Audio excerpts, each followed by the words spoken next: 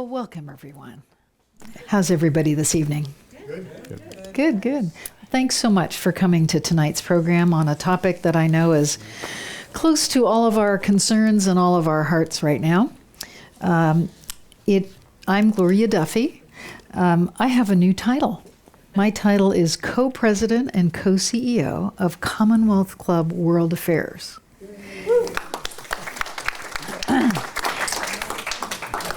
As of 2:44 p.m. last Wednesday, the merger was final between the Commonwealth Club and the World Affairs Council.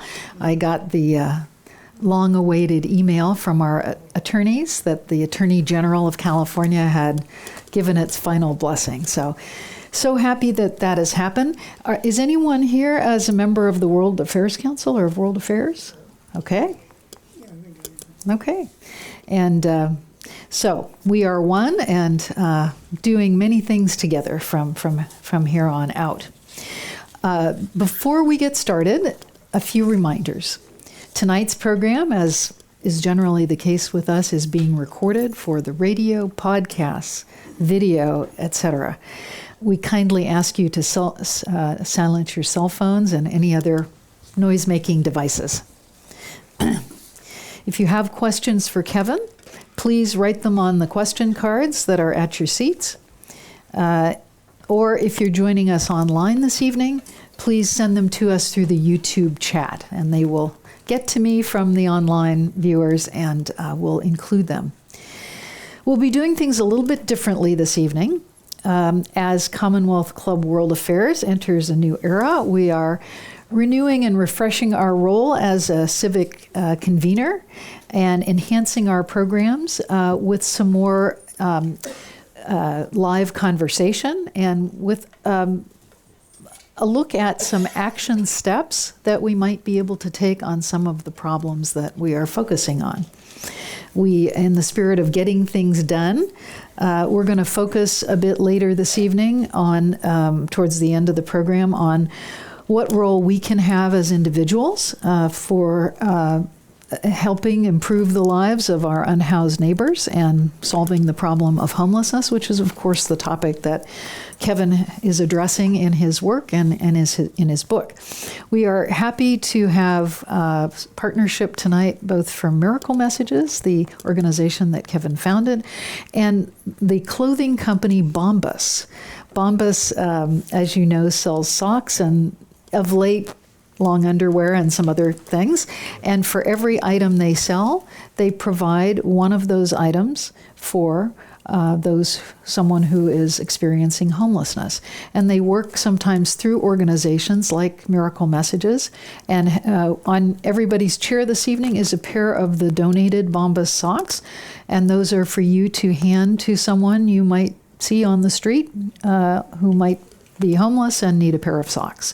So we'll be talking about other steps beyond that we can take as individuals. In the last 15 minutes or so of our program, we'll have a bit of an open dialogue about practical steps that might be taken. Now, it is my very special pleasure to introduce tonight's guest.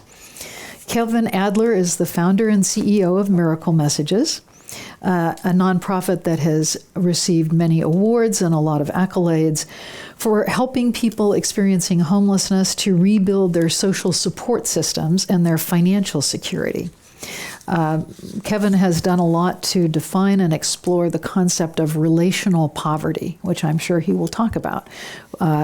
It's not just that those experiencing homelessness experience financial poverty, but they also have a lack of relationships that provide a safety net and assistance when needed.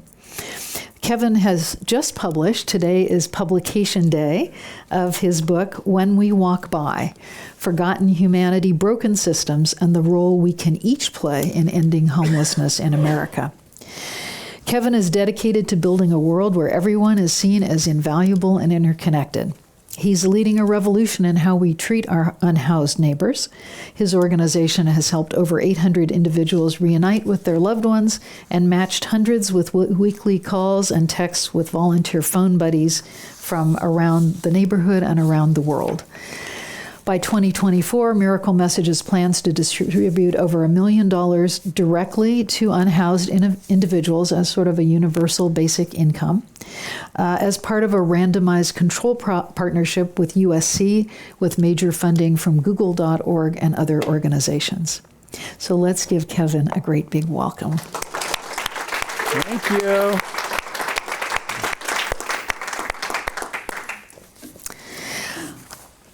I'm going to just start with some questions, unless you would like to start with any comments. I just want to say thank you. 5 years ago, when I had this idea to write this book, I had no idea I think how necessary it would be. It's the book that I wish existed when I started this journey 10 years ago. And, but the process of writing a book can be at times isolating. I have some wonderful co-authors I just want to thank. But even in our small little group, it wouldn't have been made possible without so many friends, family, supporters, team members. So I'm just really grateful for all of you being here tonight. Thank you. Yeah, means a lot. You're here. Yeah. So tell us about the title of the book, When We Walk By. Why is that such a meaningful statement to you? I was reading a letter I wrote after. So my uncle Mark had passed away. He was 50 years old, and he spent 30 years on the streets.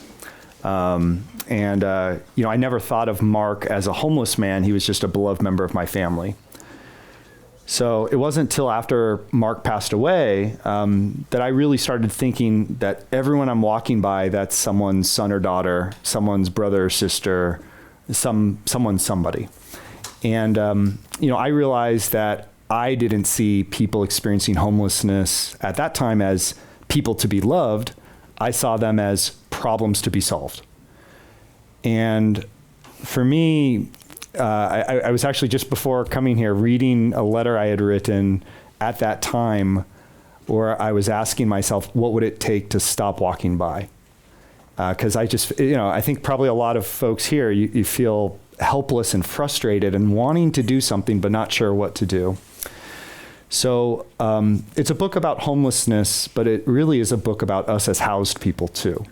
And, my journey with Miracle Messages began by just stop walking by and starting to listen. And, I spent about a year getting to know 24 individuals experiencing homelessness as neighbors, and inviting them to share their stories with me using GoPro cameras, and inviting them to narrate their experience of what life is like on the streets. And the basic premise was, I just walked by you, you're still here, what's it like to be you?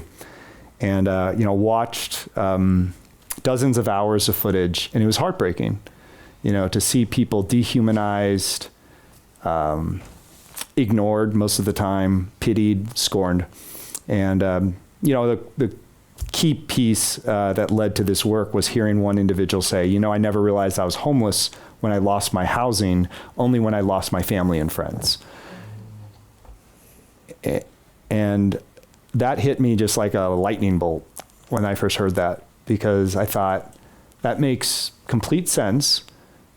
And I've never heard any homeless service providers, government agencies talk about what we've come to call relational poverty as a form of poverty. Isolation, loneliness, disconnectedness, often the stigma and shame that accompanies it. So in the same way that I thought I, as a housed person, rely on community, family, friends, networks, social support to get by, and as is being found more and more to be the case for millions of Americans who are one paycheck away from not being able to pay rent, and we're finding that family and friends is the kind of the threshold from keeping people from falling over the edge into homelessness. I just thought, well, what does the relational networks, the social capital, the social support of our unhoused neighbors look like? So yeah, the title was really an effort to remind myself and hopefully invite readers to take a moment and reflect on what happens when we walk by, if we see people as problems rather than as people. So you started out, I remember when you came and told me about the idea about GoPro cameras. You moved on from that to engaging people in the community, to using their phones to record messages to potential relatives and friends out there from folks on the street. And that's where the title of Miracle Messages came from. Can you talk a little bit about that phase of your effort to connect people back with their families and friends? Yeah, absolutely. So, hear someone say, I never realized I was homeless when I lost my housing, only when I lost my family and friends. And I decided to just take a walk down Market Street, a few blocks from here, and go up to everyone I saw who was visibly homeless and basically ask, do you have any family or friends you'd like to reconnect with? And it just turned out that the first person I met was a man named Jeffrey, who said he hadn't seen his family in 22 years. He recorded a short video. I invited him to record a short video to his niece, his nephew, his sister, his dad. Went home, did an online search, found a Facebook group connected to his hometown, posted the video there with a short note. And within 1 hour, the video went viral. It made the local news that night as the leading story. Classmates started commenting saying, hey, I went to high school with Jeffrey. I work in construction. Does he need a job? Hey, I went to I work at the congressman's office. Does he need health care? And the town raised over $5,000 within a week to try to bring him home. They missed him. And in the first 20 minutes of the post, his sister got tagged. And she got on the phone the next day with me, and she told me that Jeffrey had been a missing person for 12 years.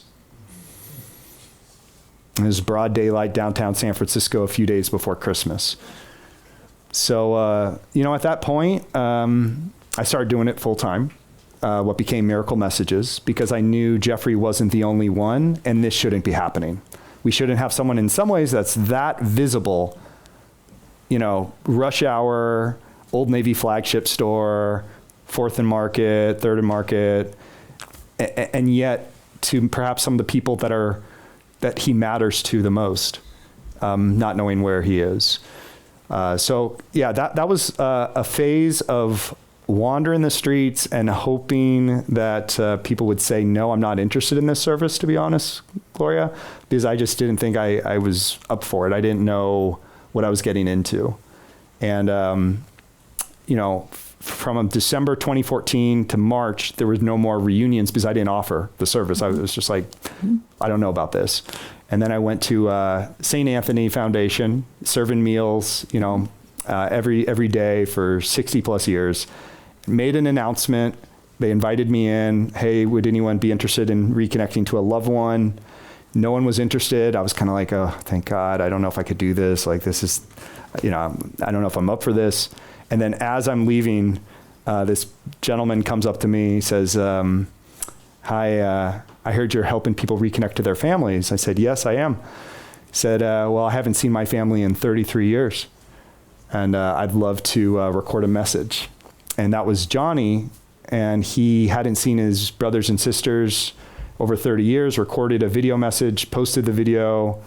And again, within 3 weeks, all of his brothers and sisters came from across the country on their own dime to reunite with him. And he's sitting there in a hotel room and he's saying, thank you for giving me my family back. And so I said, all right, I have to keep this up. And fortunately, it's not just me anymore. And it's not just wandering the streets with cameras and recording. We now offer at Miracle Messages 3 programs. So we have our family and friend reunification services, where someone wants to reconnect to a loved one. It could be a video, it could be an audio message. There's an online form, a paper form. There's a phone number, which I still don't yet know my partner's phone number by heart. I'm sorry, Taj, she's sitting right there. But I know this phone number by heart. It's 1-800-MISS-YOU. 1-800-MISS-YOU. MISSYOU. So we invite folks across the country who are experiencing homelessness or wanting to refer someone, call that number, and we take down some information. And we have now a network of digital detectives, volunteers who make phone calls, write letters, and do the internet searches to find loved ones. So that program has reunited about 800 family and friends since 2014. But we also know for some folks, family is part of the problem, not part of the solution, or bridges have been burned. And how do you tackle relational poverty if family isn't an option? And that's where we launched our second program, which is our Phone Buddy program. I don't know if I'm answering questions that I've just asking myself. Okay, so tell me if, okay. I didn't look at the cue cards in front of us. So our second program is our Phone Buddy program. And we launched that during the pandemic. Basically, folks in shelter-in-place hotels were getting provided with a roof over their head, but did not have anything else. And the service providers were saying, hey, we're barely able to keep people alive with food, water, shelter, clothing, housing. You need a lot more to be fully human. Can we, can your volunteers help out? So we initially started with 80 people in the shelter-in-place hotels, connecting for 30 minutes a week, phone calls and text messages with volunteers. And it started in the Bay Area, kind of like a Big Brothers, Big Sisters type program for unhoused neighbors.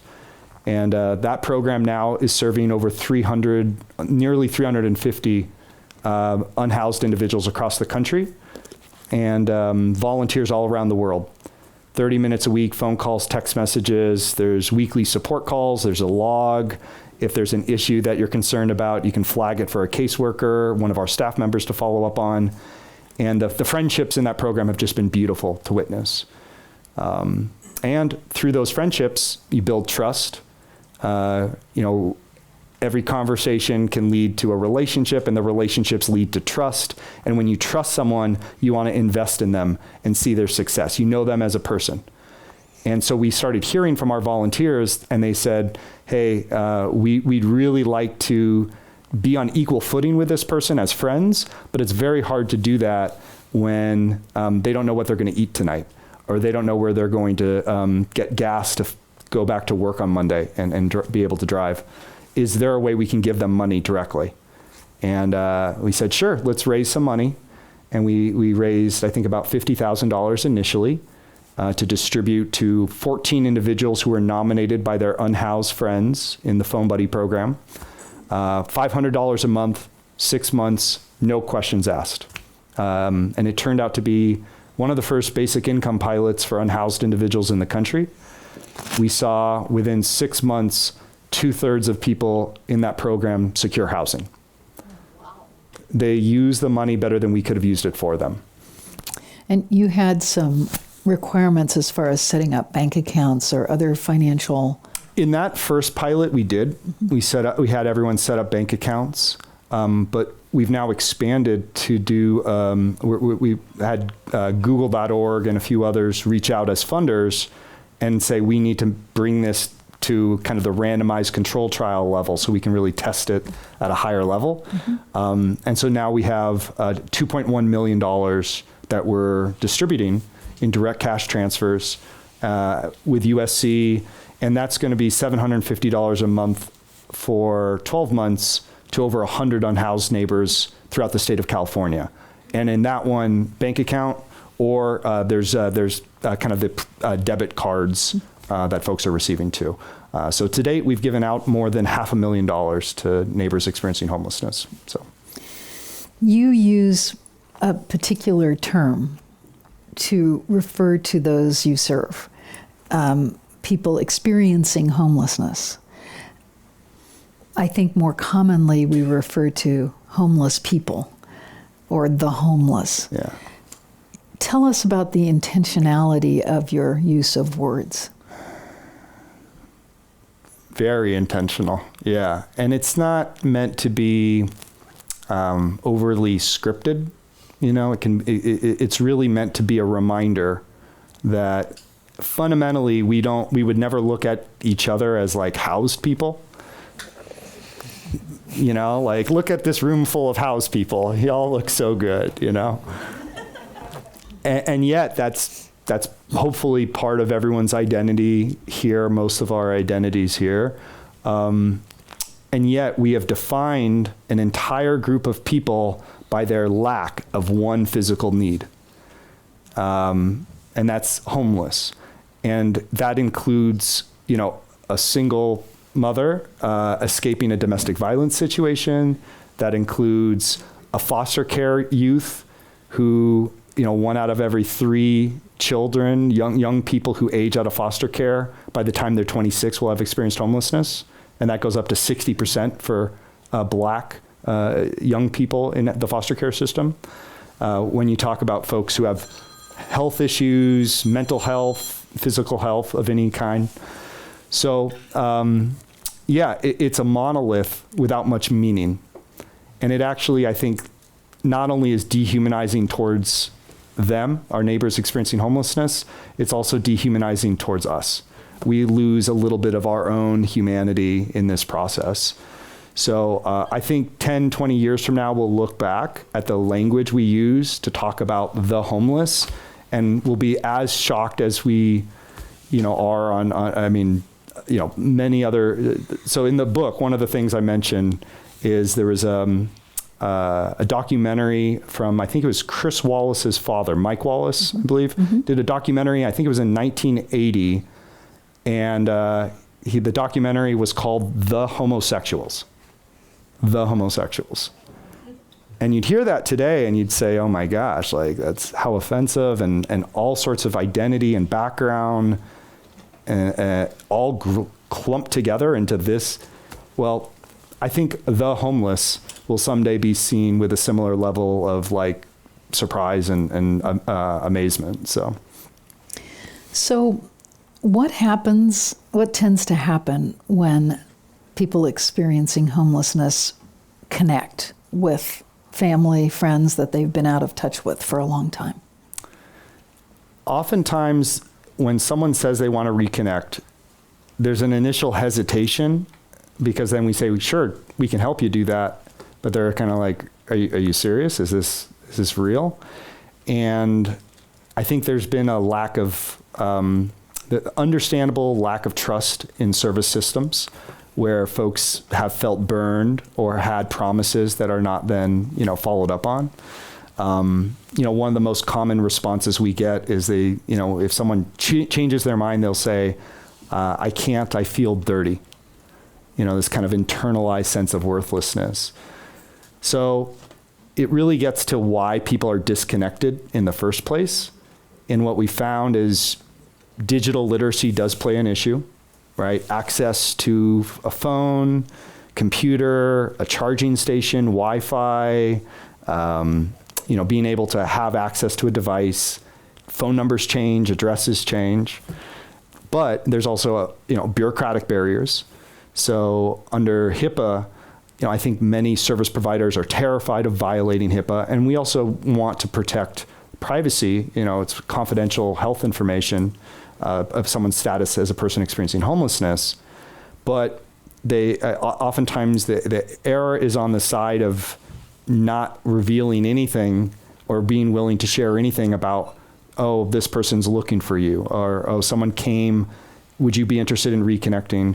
So you end up, when you walk into a shelter, there's oftentimes missing person flyers of parents, siblings looking for, sons, daughters, brothers, sisters, moms and dads.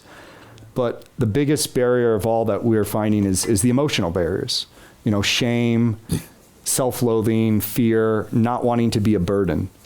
And when we walk by in the book, one of the chapters, each chapter begins with someone's story, because I thought it was really important to kind of ground each idea, each element into someone's actual experience.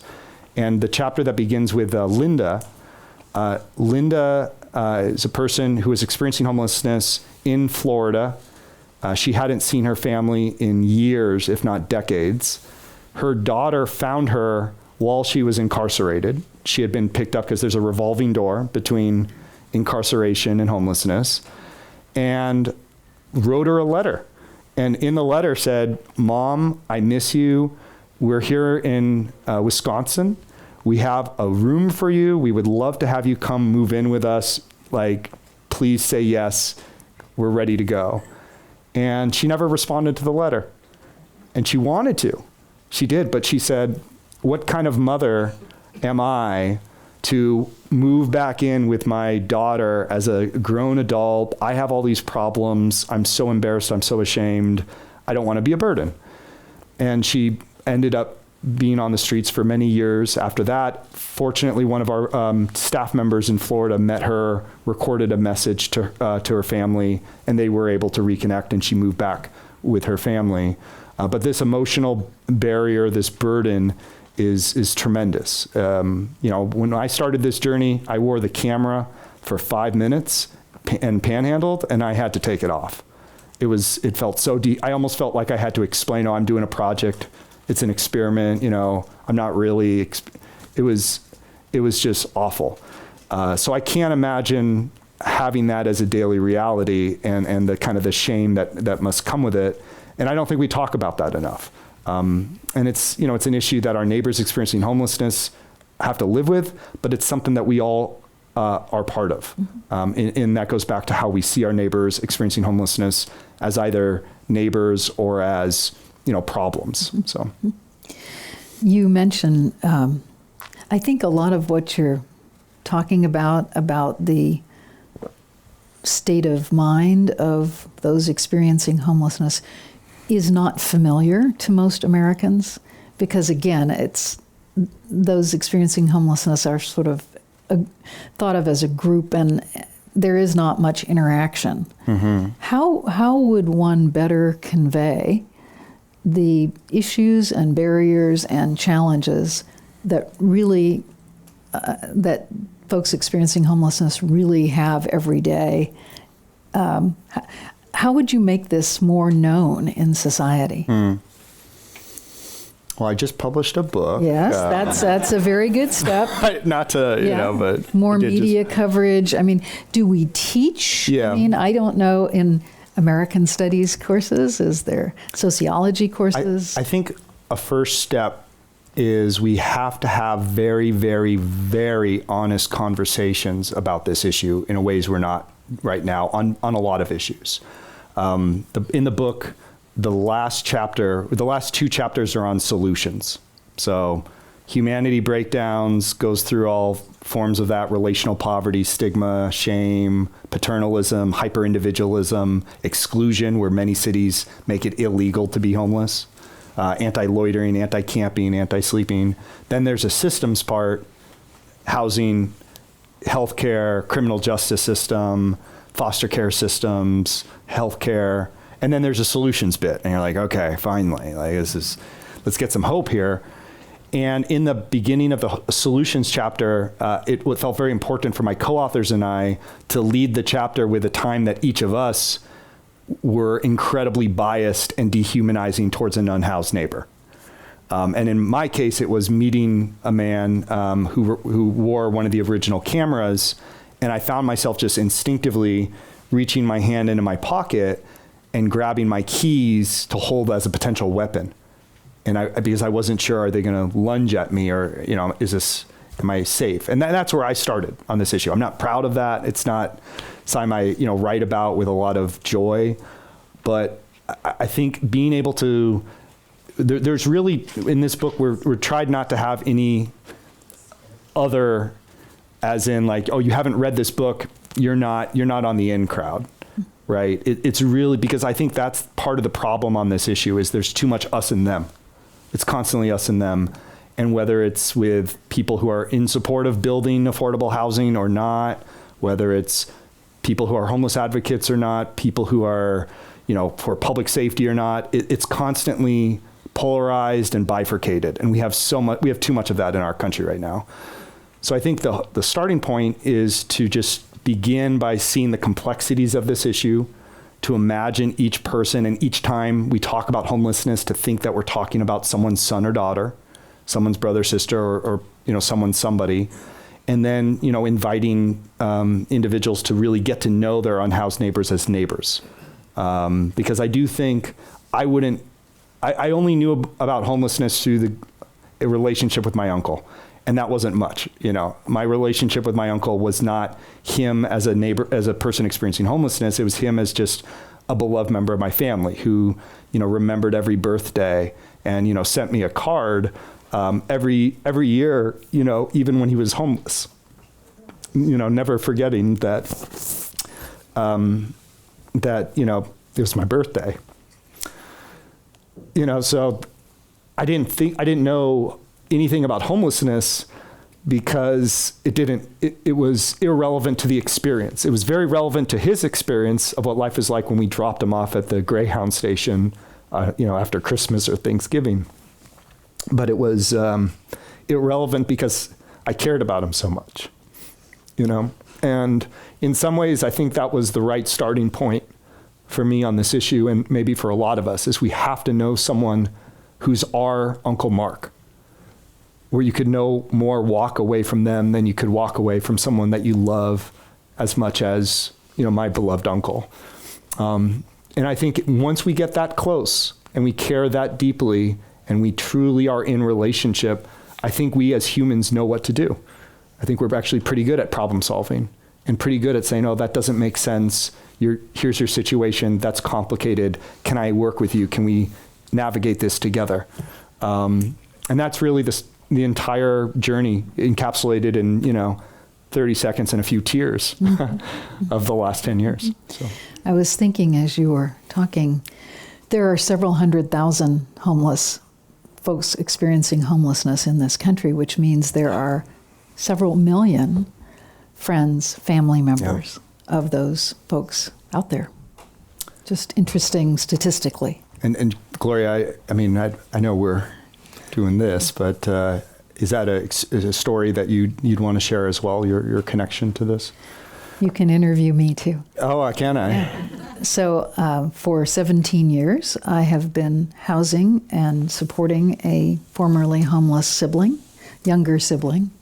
My husband knows this story because it's a daily story every day. Even though she's housed in a small town in Central Oregon where it was inexpensive enough for us to buy a little house, my other sister and I, it is a daily challenge because she has issues related to substance abuse and mental health. And so anyhow, the saga continues. And one thing I will say from that experience, she has stayed housed. She has food, medical care, utilities, pets, transportation when she needs it. There's a level of trust when it's a family member. Yeah. We were children together. We traveled, we went to school and did all those things, together. So our offer to house her and support her is accepted, even though it's fractious at times, because there's a basic family level of trust and connection that doesn't exist with large social systems for helping those experiencing homelessness. So there is a fundamental strength there that can be helpful in assisting someone. Yeah. And there's a lot more to say, but we're talking about you tonight. So we have a lot of discussion everywhere from our cities, our state legislatures, about big programs that can help. Building tiny houses, building navigation centers, something that's been done here in San Francisco. What's going on in the bigger policy level, at the bigger policy level that's good and bad? So what should be done, or can big policy handle this as an issue? It can and it must. And in fact, I think one of the misnomers in the book is that it's just you need to kumbaya, be friends, get relational, and then problem solved. And it's actually a starting point, because if we don't care enough relationally and know people as people, we're not going to fight for the kinds of policy changes that are essential. We have to build a lot more housing, right? And we have to have housing not just in one or two parts of town. It has to be more dispersed and integrated.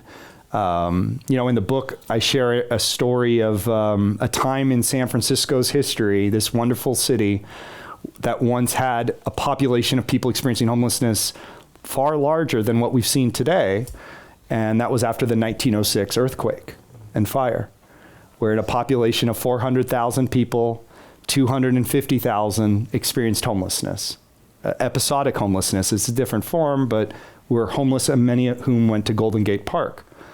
But in that moment, that wasn't a time of, well, maybe we're not going to build housing in this neighborhood, and we're going to, those folks, maybe they're deservedly, what did they do wrong? They should have had, better fire and earthquake insurance, right?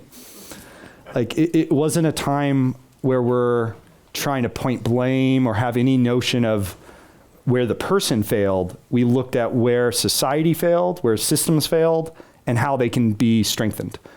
And what we saw is some of the earliest examples in this country of scattershot housing, where still to this day there are earthquake cottages that were paid off $2 a month to $50, paid off, and then brought from Golden Gate Park to a spot in San Francisco. And then suddenly your neighbor who was formerly homeless is now your house neighbor.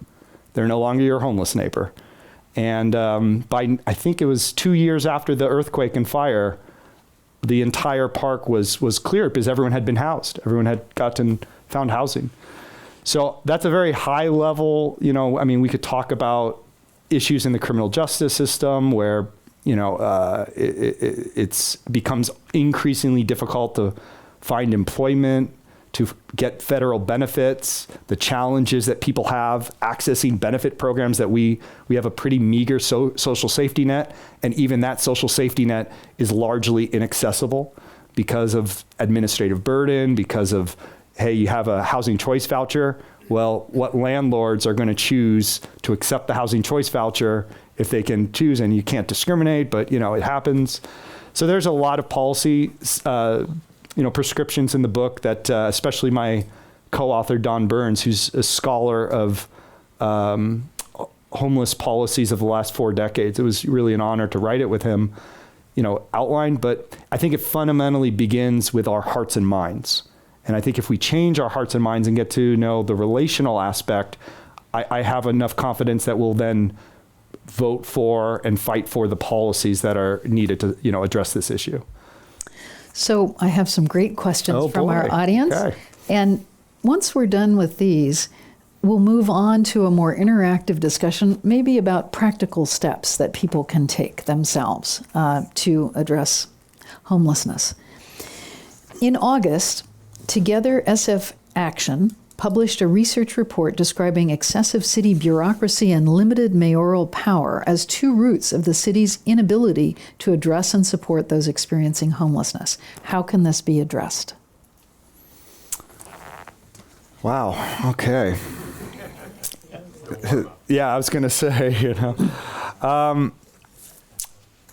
my view generally, I don't know if I have brilliant thoughts on what's going on in San Francisco right now. I'm frustrated.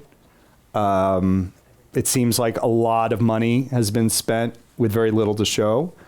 And I think what happens is we get into this conversation where one side is saying, well, hey, city and homeless services, we've spent all this money and we have so little to show for it. What's going on, right? We need change. And I think there's a lot of truth to that.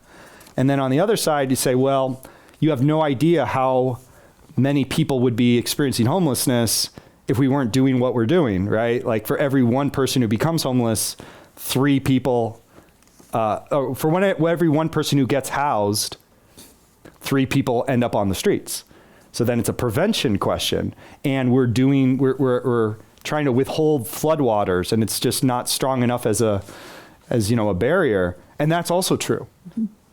I think the problem, though, that I'm seeing is there's a lot of truth in both sides of that discourse, but what's missed is this other system going on that's not just homeless services and city administration, not just prevention and things, keeping away from a much worse flood. It's the humanity aspect. It's how are we talking about our neighbors experiencing homelessness? Are we talking about them? Are we talking with them? Do we know them by name? And do we understand and accept our role in what's going on? I mean, in just a few days, next week, there's a major event happening in San Francisco. There's a Chronicle article about how our neighbors experiencing homelessness are being pushed outside, just as we've saw during the Super Bowl. Maybe we should actually bring them front and center. Maybe this is a moment where we should not try to push people to the side like every city does. It's not just San Francisco, and say, this is happening here, and it's going to happen in your city if it's not happening already.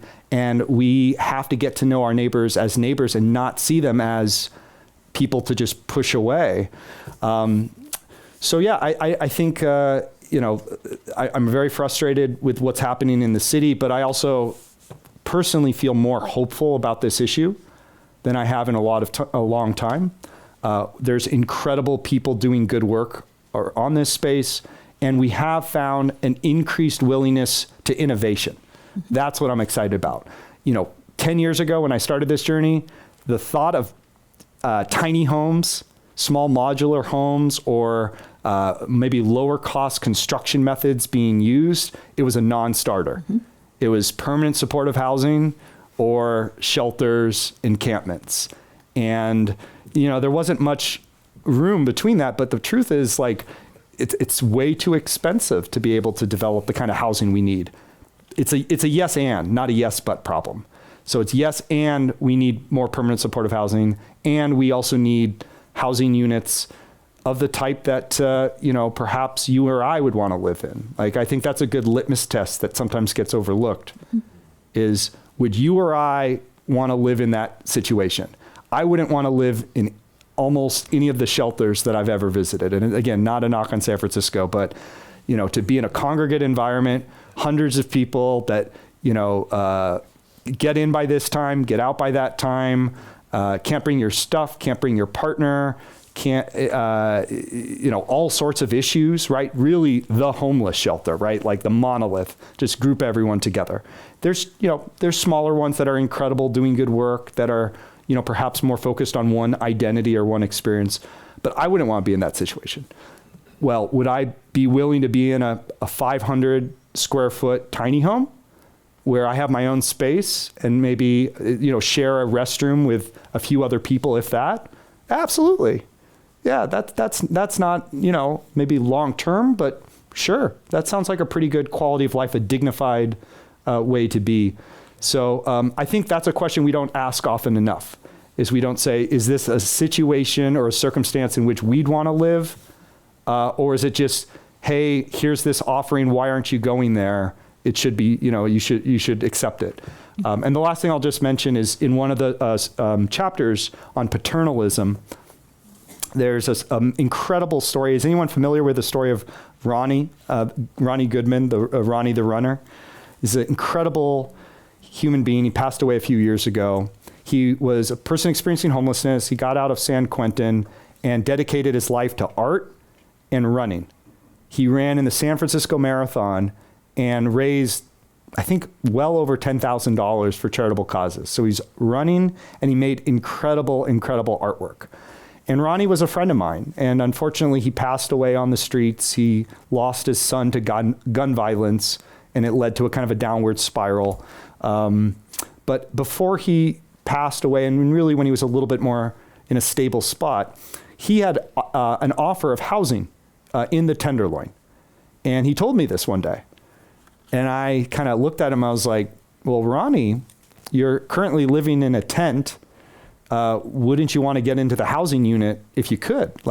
That seems like a logical thing to take advantage of. And he kind of looked at me, real patiently, well, Kevin, that housing unit is in a building where drugs are present 24/7.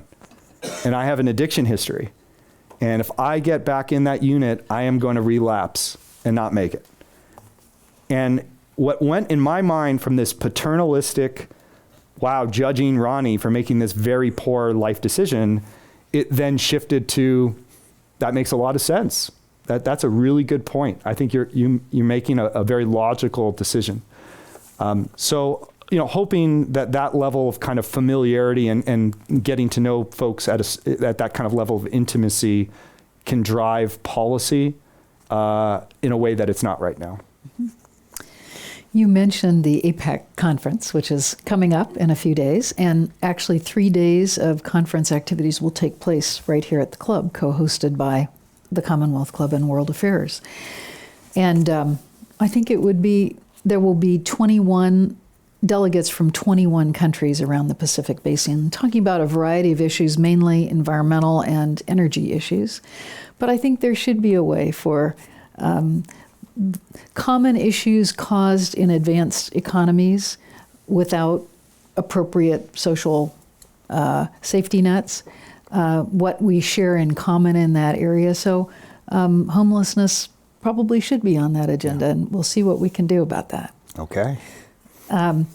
So maybe one more question, and then let's go to a discussion. And this leads us right into it. How do you recommend the average person better get to know their unhoused neighbors safely, respectfully, and genuinely?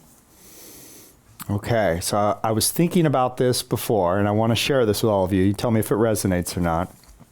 So I think of an acronym, and the first letter is I, is imagine. So imagine the person that you're seeing as you're walking by, or and when you talk about homelessness, imagine that's someone's son or daughter, because it turns out they are. And perhaps the next step is connect. Get to know that person then in a relational way that's not seeing them as a problem to be solved, but seeing them as a person to be loved. Connect them, and whether it's with our Phone Buddy program, we right now have a wait list of neighbors experiencing homelessness looking for volunteer friends. We have more neighbors who are unhoused who have raised their hand and said, I need someone to talk to, and we don't have enough volunteers. 30 minutes a week, phone call, text message. So connect, whether it's phone buddies, whether it's visiting a shelter, a soup kitchen, talking to someone in your community, in your neighborhood who's experiencing homelessness. And then the third letter is unite. And unite both as people, because fundamentally they're a person first before they're experiencing homelessness, right? It's first person. So unite kind of the shared, these are our neighbors. This is one community. Our neighbors who are unhoused were once our neighbors who are housed, right? More than 70% of people who are homeless in San Francisco were once housed in San Francisco. More than 90% of people who are homeless in California were once housed in California.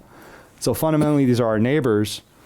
And then also unite, connecting the relationships we have and the stories we're hearing and the issues we're kind of co-discovering with policies, with what's happening in our city, with what's not, with when we talk about criminal justice system, when we talk about affordable housing, when we talk about income inequality, or when we talk about, healthcare disparities, we should all have someone whose name and face we can think of, And so that, if you spell it out, it's I see you. I see you. And I am, my partner is an emergency medicine doctor, so there is a connection if you think of it, but I see you as in, yes, I am seeing you. So I think if we just remember, imagine, connect, unite, I see you, I think that's a starting point. But I would invite folks to just be in conversation, would love to hear ideas. There's so much happening nationwide, exciting stuff happening in cities big and small. I would love to be able to showcase some of those ideas and innovations. We're doing that on our website, whenwewalkby.com, and then on social media. So I would love to hear from you also on once you get close, once you're in relationship, once you're connecting what you're hearing and seeing to the broader issues in your community, what problems, what innovations and what approaches are needed. And it might just be, we need more funding for this program. We need to pass bond measures, and be able to, invest in housing. That's a huge part of it. So it's not saying we need to reinvent the wheel, not saying that this is a silver bullet on homelessness. I don't think there is. I think it's a starting point, and it's a human-centered starting point that, and the last thing I'll say, in a moment that feels like very frustrating in the world, a lot happening that feels overwhelming, incredibly sad, this is an issue that we actually have tremendous power to make a difference. This is not an issue out there. This is an issue not only in our cities, but on our blocks. And if it's not visible on your block, as in a person who's maybe outside in an encampment, there's very likely family that's doubled up or tripled up. There's very likely a person who's one paycheck away, because half of the country right now is one paycheck away from not being able to pay rent. And 47% of Americans say they don't know where they could get $400 for an unexpected emergency. 47%. So you almost have to start asking, why aren't tens of millions of people experiencing homelessness with those numbers? We never ask, why aren't there more people who are homeless? We always say, why are so many people homeless? Well, why aren't there more? And what we're finding is family, friends, community, church, synagogue, mosque, informal economy, relationships, social capital is making up the difference, doubling up, tripling up, small payments, loans, job offers. And if you don't have that, or you've lost that, or it's not resource rich enough to begin with, it can be incredibly difficult not only to not become homeless, but then to get back off the streets. Because people get into housing, but then they fall right back over the edge into homelessness because they've been put into four walls and a roof, but not had the community, the social support, the next time that there's an issue that they're going to face, and inevitably, life's complicated and folks will face it. So I do think it starts with getting to know our neighbors as neighbors and being in those relationships. So thanks, Kevin.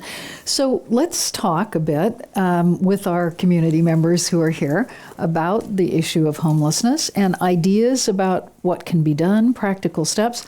We've already told you everybody is going to take home a pair of Bombas socks. Please hand them to a person on the street who may be experiencing homelessness. We also will offer ability for people to sign up, say for your Phone Buddies program. But we have some mics here. Let's hear from you all. What can be done? What are the needs? What would you like to offer to the discussion? I'm sitting here, I don't even know how to give away these socks. And I walk past people experiencing homelessness every day. And in my heart, that's someone God loves as much as God loves me. But I am terrified to approach them. And I don't mean because I think they're going to hurt me. I just mean because I do not know what to do. So could you act out how we give away the socks? Sure. That sounds great. Do we have a pair of socks? I need a prop. Oh, everyone's giving me socks. See, now you have too many socks. So what I started out with is basically just walking past and feeling incredibly helpless, overwhelmed, frustrated, and then maybe saying hi and then quickly kind of skirting off, right? Because so that's where I started. And what I found that's really helpful is if you're talking to someone who's unsheltered, perhaps the starting point could just be, hi, how are you? And it just pause and, see if there's a reaction. And if the person, doesn't show an interest in responding, that may be a sign to continue walking. And that's okay too. Like the response to this book should not be, well, I'm never walking by again. I have quit my job. I have quit my life. I now stop. Because that's not realistic. But I think if you do walk by, when you walk by, thinking for a little minute longer, why did I walk by? Is there anything I could have done? Did I choose to disengage because I felt afraid? Basically, what you just said is an incredible starting point. To acknowledge fear, courage, vulnerability, uncertainty. I think you just exemplified what I'm saying in a really beautiful way, actually. So Kevin, what would you say if you had to script? So get down to a script, I'd say, hi, how are you? How long have you lived in the area? And then I'd ask something like, do you have any family or friends nearby? And that was a starting point for our programs. I also have said before, hey, I saw you sitting here. I wasn't quite sure what to say to you, but I thought I'd just introduce myself. The person you're passing by is in a much more vulnerable situation than we are. We're much, one neighbor experiencing homelessness who suffered from schizophrenia and it reminded me in many ways of my uncle. I asked him, what do you wish we knew about your experience that we don't know? And his response to me was, I just wish people knew that I was so much more of a threat to myself than I would ever be to them. So I think it's just taking a moment to introduce ourselves, have a conversation. And I'll just say, you could go with a friend, doesn't have to be by yourself, go in broad daylight. We do outreach at Miracle Messages and would welcome you to join us and join our group and do an outreach in your community. And also, most of what we see a fraction of people experiencing homelessness. We see a very unsheltered, sometimes very acute form of homelessness where there may be many other issues going on. And, relationships are important in those cases, but there could be some, medical issues, addiction, substance abuse issues, which is much more prevalent on the streets. You can also go to shelters, soup kitchens, volunteer. But I often just start a conversation by saying, hi, how are you? How long have you lived in the area? Do you have any family or friends nearby? And just introducing myself. And I, pretty quickly can gauge whether someone is receptive to talk. And I think a big part of this is narrative change, right? Like we've actually added, we say, family reunifications, phone buddy program, basic income, but one area is just narrative change. And we've had individuals, one individual who reached out to me, who's a paramedic, and she said, I am a paramedic. I see people experiencing homelessness every day in my line of work, and I see them often at a moment of tremendous need where someone perhaps is overdosed or there's a acute health crisis on the streets. And I never looked at those individuals as anything but problems until I saw one of your videos. And I realized that there's an entire backstory, that a lot of neighbors who are on the streets might be self-medicating, that we often look at the cause of our individuals experiencing homelessness who are, perhaps have a substance abuse issue as that substance abuse issue. Oftentimes it's an effect. It's not a cause. The cause was upstream. There is fragility because there's plenty of people who are housed who have substance abuse issues.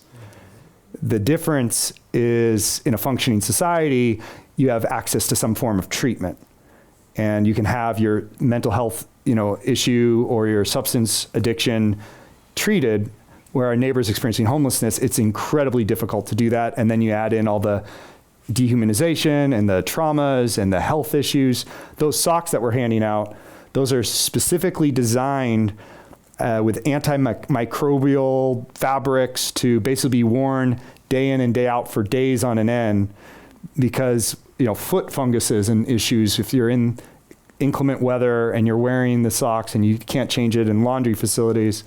So I do think narrative change is important. I just wanted to emphasize that we've tried at Miracle Messages to not have stories of the exceptional individual experiencing homelessness, where it's like, here's a person who they should not be homeless, because no one should be homeless, right? So we have plenty of people whose stories are very relatable, and when you hear their story, you're like, how did you end up on the streets? That's incredible. You went to this school and you did this and you've accomplished that. But fundamentally, no one should be experiencing homelessness in this country. We have way too many resources, way too much talent to put to this problem. So If I can say one thing Yeah, please. about the resource question. When you were interviewing me, you asked me about my family situation.